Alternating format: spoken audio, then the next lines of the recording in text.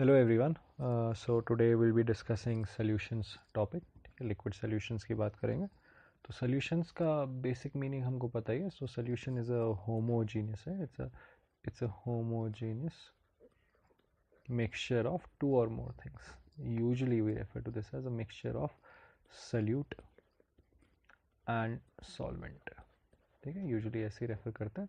And homogeneous, I hope is clear. Homogeneous just means it's everything about this is identical. Like अगर मैं इस solution का 1 ml इधर लूँ या 1 ml इधर लूँ, it is same, right. Everything जो ratio of solute is to solvent है, कॉन्सेंट्रेशन है, वो एकदम सेम होगा. ठीक है, there is a uniformity about this. So that is what solution is. So now solute can be of different types and solvent can be of different types. अगर एकदम इसका बेसिक देख लें तो सल्यूट जो है वो क्या हो सकता है, वो सॉलिड हो सकता है, वो लिक्विड हो सकता है, और वो गैशियस हो सकता है. ठीक है, अगर एकदम बेसिक सॉल्यूशंस की बात करें. And similarly solvent can also be solid, liquid और गैस. ठीक है, तो बेस्ड ऑन दिस 3 टाइप के सल्यूट है, 3 टाइप के सॉल्वेंट है. So in total we'll have 9 types of solutions. ठीक है, we'll have 9 types of solutions. And if we have a look at that, अगर 9 types of solutions हम देखें, so let me just show that. ठीक है, so this is what we have. So this is a table from the NCERT book for class 12th. इसमें ये कह रहा है कि gaseous solutions वो solutions है जिनमें solvent जो होगा वो gaseous होगा. ठीक है, so we're defining solutions based on the solvent. So gaseous solution is when solvent is gas and solute can be anything. And liquid solution, तो ये इनके एग्जाम्पल दे रखे हैं. तो ठीक है, पता होना चाहिए, उतना इंपॉर्टेंट नहीं है, but we should just know 9 types of solutions हैं and these are its examples. ठीक है, तो आगे बढ़ते हैं इसमें. So let's look at the first conceptual thing in this topic that we are suppose to know. So first thing that we are suppose to know here is solubility. ठीक है, solubility of gases in liquids. Solubility of gases. So let's imagine that we have a flask. ठीक है, let's imagine we have a flask here and this has some solvent. मान लो this has H2O. ठीक है, this has H2O here and what we have here is मान लेते हैं, let's assume for simplicity sake कि ये covered है यहाँ. ठीक है, and what we have here is nitrogen gas. ठीक है, we have nitrogen gas here. Nitrogen gas के मॉलिक्यूल्स हैं. ठीक है, so we have here is nitrogen. So nitrogen gas, जितना हमारा गैसेस का अंडरस्टैंडिंग है, वी नो दैट कि ये जितने भी मॉलिक्यूल्स हैं रेस्ट पे नहीं होंगे, ये कंटिन्यूसली ट्रैवल कर रहे होंगे ना. They would be continuously colliding with each other, colliding with the walls here और कोलाइडिंग विद द सरफेस. तो यहाँ क्या हो जाएगा कि some of the molecules which are colliding with the surface of this, है ना, they might get trapped inside this, right. अगर हम ये देख लें, अगर इसको वाटर को अगर हम देखें, so we are saying कि अगर ये वाटर है, right, see if this is water, so we are saying that some of the molecules might get trapped inside this water and as a result trapped को मैं क्या कहूँगा, they might get dissolved in this water, right. so यहाँ एक हमको दिख रहा है कि जो नाइट्रोजन है over time कि nitrogen will dissolve, right, it will dissolve in H2O. कैसे? Because some molecules will collide with this और उनकी एनर्जी उतनी नहीं होगी. After collision they will simply get trapped here, और एक बार वो यहाँ बंद हो गए तो हम कहेंगे कि वो ठीक है, वो विद टाइम वो इसमें डिजोल्व करे. तो विद टाइम क्या होगा कि there would be some nitrogen molecules है, तो ये मैं कह दूंगा ये डिजोल्व हो गए. ठीक है, तो ये सॉल्युबिलिटी है नाइट्रोजन की. तो नाइट्रोजन इसमें डिजोल्व हो रहा है. क्यों? क्योंकि यहाँ कोलाइड हो रहा है. तो एक चीज़ तो समझ आ रही है हमको कि जितना एक्सटेंट ऑफ नाइट्रोजन जो इसमें डिजोल्व होगा, या सॉल्युबिलिटी ऑफ नाइट्रोजन अगर मैं देखूँ, ठीक है, if I look at solubility of nitrogen, I can से it depends on number of collisions, कि जितने कोलिजन्स ज़्यादा होंगे उतनी ज़्यादा सॉल्युबिलिटी होगी, राइट. जितने ज़्यादा, अगर यहाँ पर सेकेंड 100 कोलिजन हो रहे हैं तो मतलब काफ़ी सारे मॉलिक्यूल्स हैं 100 में से, वो यहाँ ट्रैप हो जाएंगे. लेकिन अगर 100 की जगह 1000 हो रहे हैं तो ज़्यादा कोलिजन, तो ज़्यादा मॉलिक्यूल्स ऐसे होंगे जो ट्रैप हो जाएंगे. तो जितने ज़्यादा कोलिजन होंगे उतनी ज़्यादा सॉल्युबिलिटी होगी. ठीक है, और कोलिजन्स को अगर हम समझे with respect to gas, collision लिखने का सबसे एक बेटर इंडिकेटर है प्रेशर. राइट, बिकॉज जितने ज़्यादा कोलिजन हो रहे हैं उतना ज़्यादा नाइट्रोजन का प्रेशर है ना, बिकॉज प्रेशर क्या होता है, force per unit area, force of a gas per unit area, और गैस फोर्स क्यों लगाता है, बिकॉज ऑफ कोलिजन। तो जितना ज़्यादा प्रेशर है बेसिकली उतने ज़्यादा कोलिजन होंगे, तो हम कहेंगे कि जितना ज़्यादा प्रेशर है उतनी ज़्यादा सॉल्युबिलिटी होगी नाइट्रोजन की, ठीक है। तो it seems to depend on pressure. तो if you think of something else, और किस फैक्टर पे डिपेंड करेगा, one more thing on which this solubility would depend would also be the temperature. Because आप खुद सोचिए, अगर टेम्परेचर काफ़ी ज़्यादा है यहाँ, तो मतलब इस गैस मॉलिक्यूल्स की एनर्जी जो है वो बहुत ज़्यादा है, तो मतलब लिक्विड के लिए मुश्किल हो जाएगा ना इसको ट्रैप करना। सो जितना ज़्यादा टेम्परेचर होगा उतनी एनर्जी ज़्यादा है, जितना एनर्जी ज़्यादा है उतना मुश्किल हो रहा है ट्रैप करना, उतना सॉल्युबिलिटी कम है। तो greater the temperature lesser is the solubility, और I can say smaller temperature, ठीक है, smaller temperature indicates more solubility, ठीक है। तो एज अ रिजल्ट अगर हम देखें तो जो एक्वेटिक लाइफ होती है they are more comfortable during winters, reason meaning during winters जब टेम्परेचर कम होता है more oxygen can get dissolve inside the water body, inside the H2O, ठीक है। तो अभी ऐसा दिख रहा है कि solubility is dependent on pressure, directly dependent on pressure, inversely dependent on temperature. So what we have here is we have something known as the Henry's law, ठीक है, विच रिलेट्स दिस। तो सॉल्युबिलिटी ऑफ नाइट्रोजन हम ऐसे देखते हैं, वो तो concentration में बात करेंगे ना, तो हम कहते हैं कि सॉल्युबिलिटी ऑफ नाइट्रोजन जो है, ठीक है, solubility of nitrogen at given temperature is proportional to pressure of nitrogen, ठीक है। तो इसको हम कैसे लिख देते हैं, इसको हम स्टेटमेंट को हम ऐसे लिख देते हैं, सॉल्युबिलिटी ऑफ नाइट्रोजन हो गया, हम लिखेंगे उसको मोल फ्रैक्शन ऑफ नाइट्रोजन, ठीक है, and mole fraction of nitrogen is proportional to partial pressure of nitrogen or the pressure of nitrogen that we have here, ठीक है। तो इसको समराइज अगर करें, ठीक है, if I try to summarize this, ठीक है, this is basically the law that we have is this, we have that pressure of nitrogen in this case is equal to kH times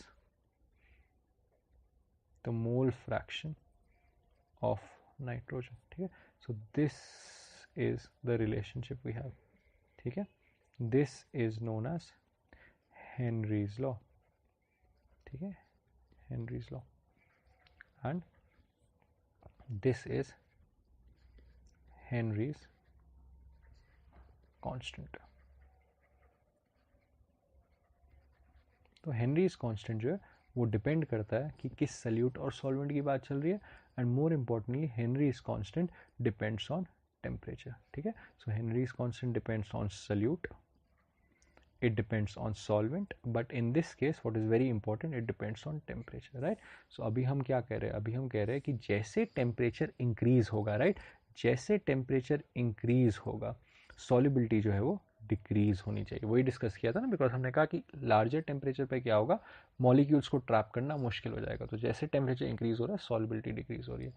तो अभी देखते हैं कि अगर Henrys for a given pressure, अगर Henrys constant बढ़ गया, right, if this increases, that means for fixed pressure mole fraction of nitrogen should decrease, right, that means solubility should decrease. So larger Henry's constant means lesser solubility, so as a result Henry's constant जो होता है it is proportional to temperature, right, और proportional, ठीक है, अगर better तरीके से अगर मैं इसको बोलूँ, instead of proportional I will say KH increases with temperature, ठीक है, Henry's constant increases with increase in temperature. Larger the value of T, larger is the value of Henry's constant and lesser is the solubility, ठीक है। So I hope this law is clear, बहुत simple चीज़ है, तो इसकी application देख लेते हैं, ठीक है। Let's look at some very simple straightforward examples. So let's say if I talk of a solvent, ठीक है, कोई solvent मान लेते हैं, ठीक है, कोई भी सॉल्वेंट, लेट्स नॉट से कि वाटर है, एक सॉल्वेंट, जनरल सॉल्वेंट मान लेते हैं, और एक गैस मान लेते हैं, ठीक है, let's say that there is some gas here and that gas is, let's say there is gas A, ठीक है, और प्रेशर दे रखा है, like the pressure here is 2 atm, ठीक है।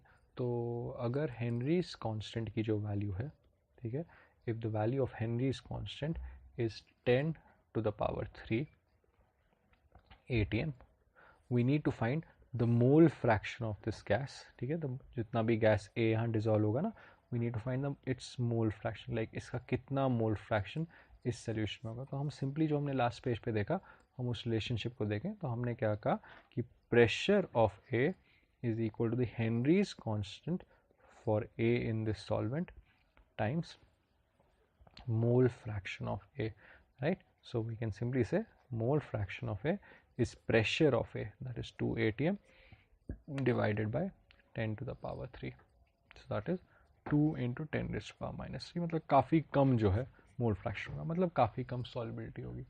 और अगर मैंने आपको बोल दिया कि सॉल्वेंट के, ठीक है, सॉल्वेंट के जो है हमारे पास 10 मोल है, ठीक है, तो सल्यूट के कितने मोल है, ठीक है, what is the moles of solute. तो हम ऐसे कह सकते हैं कि जो मोल फ्रैक्शन होता है, ठीक है, मोल फ्रैक्शन की अगर बात करें, mole fraction is moles of solute upon moles of solute plus moles of solvent, वो कितना है 10, this is 2 into 10 rays power minus 3। अभी अगर मैं देखूं, अगर इतना छोटा मोल फ्रैक्शन है, उसका मतलब तो ये हो गया ना कि मोल्स ऑफ सल्यूट जो है वो in comparison two moles of solvent जो है नेग्लेजिबल है, तो मैं इसको हटा सकता हूँ, ठीक है, I can assume, I can say okay this entire thing is approximately equal to 1, because ये बहुत छोटा नंबर है। तो अगर मैं ये कंसिडर करूँ फिर तो बहुत सिंपल हो गया ना, तो मैं सिंपली कह दूंगा moles of solute is nothing but 2 into 10 raised to power minus 3 into 10, that is 2 into 10 raised to power minus 2, ठीक है।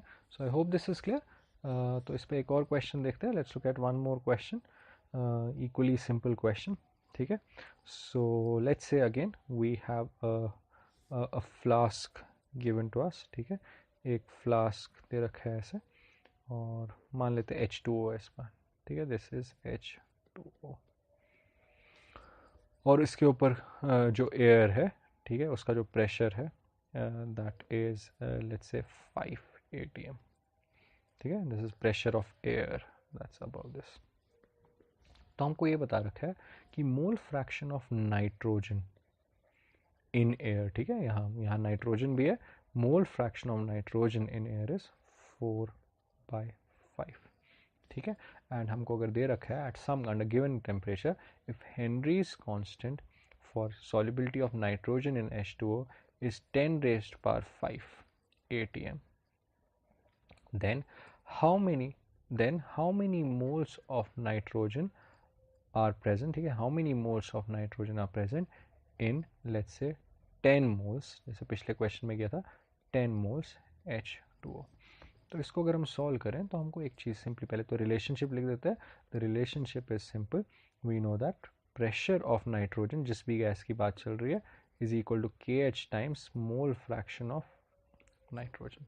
तो प्रेशर ऑफ नाइट्रोजन देखिए क्या है कि हमको नाइट्रोजन का प्रेशर देखना है, तो पूरे एयर का प्रेशर है, प्रेशर ऑफ नाइट्रोजन इज, ये मोल fraction of nitrogen in air है, ठीक है, pressure of nitrogen is mole fraction of nitrogen into total pressure, ये कितना हो जाएगा 4 atm, ये किसके बराबर है KH, that is 10 raised to power 5 into mole fraction of nitrogen, ठीक है। सो ये वाला मोल फ्रैक्शन जो है, this is this mole fraction, like जो नाइट्रोजन इधर होगा, ठीक है, whatever nitrogen we have here. So based on this again I say mole fraction of nitrogen is 4 into 10 raised to power minus 5, that is basically moles of nitrogen divided by moles of nitrogen plus 10 moles of solvent, again the same thing, mole fraction जो है बहुत छोटा है, तो मतलब इसको तो मैं निगलेक्ट कर सकता हूँ यहाँ, राइट, इसको मैं 10 मान लूँगा। सो इसका मतलब मोल्स ऑफ नाइट्रोजन कितना आएगा, moles of nitrogen will simply be 4 into 10 raised to power minus 4, ठीक है। सो ये सिंपल कॉन्सेप्ट था, concept of Henry's law, and in the next lecture we'll look at other laws that are there for solution. So this is a very simple concept in the solutions. So just go through this example again and be very clear about this difference between this mole fraction and this mole fraction that we calculated. ये mole fraction of nitrogen in air था, और ये mole fraction of nitrogen जो है वो इस solution में है। So keep this in mind because in the next lecture we'll be using this concept. So until then, goodbye.